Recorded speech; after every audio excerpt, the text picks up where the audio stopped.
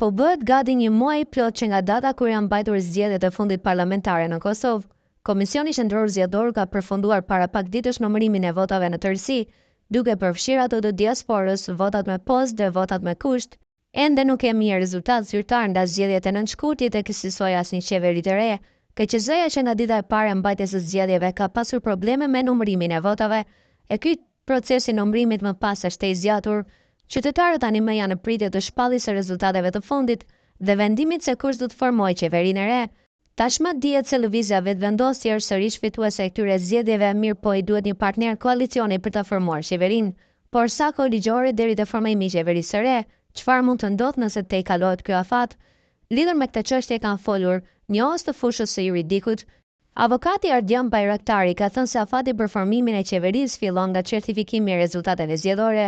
Sa i përket çështjes së themelimit të institucioneve, afati fillon me rrjedh nga certifikimi i rezultateve, ku sipas nenin 66 të kushtetutës, seanca konstituitive e kuvendit duhet të mbahet brenda 30 ditëve nga shpallja e rezultateve përfundimtare të zgjedhjeve. Përkatësisht certifikimi i rezultatit të zgjedhjeve, vlerëson ai. Më tej ai thotë se pas konstituimit të kuvendit, përkatësisht zgjedhja e sekretarit dhe nënkryetarëve të këtij kuvendit, kalohet me hapin pasues atë të formimit të qeverisë. Vlen të theksohet se në këtë proces roli i shefit të shtetit, përkatësisht presidentes së vendit, është shumë i rëndësishëm. Ajo ka një rol aktiv në këtë proces si dhe duhet të luajë rolin unifikues, sikurse e përcakton kushtetuta, vlerëson më tej Bajraktari. Lidhur me këtë tematikë ka folur edhe profesori i juridikut Derin Burjani. Ai thotë se zgjedhjet kryeparlamentari fillimisht nga partia fituese, pra Vetëvendosja, më pas presidenti jafton të njëjtën parti për të propozuar kryeministrin dhe qeverinë. Nga dita e certifikimit duhet të fillojë procedura e konstituimit të kuvendit.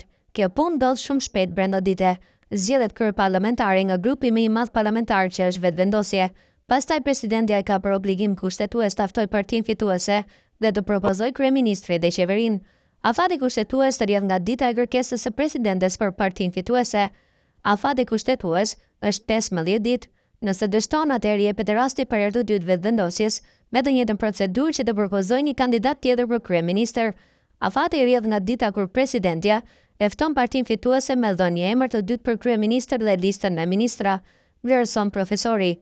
Ai thotë se edhe nëse kësaj herë dështon përpjekja, presidentja e fton partitë që kanë fituar në zgjedhje dhe negocion zgjidhjen. Nëse dështon zgjidhja, atëherë shkohet në zgjedhje të jashtëzakonshme, pra detyra e presidentes është me gjetë mënyrën për të dalë nga ngërçi. Pra, me rëndësi është presidentja me ecë në procedurë, pa ndalë deri në zgjidhje, se cili do të jetë propozimi nga presidentja pritet të shihet në tutje, thekson juristi Burjani.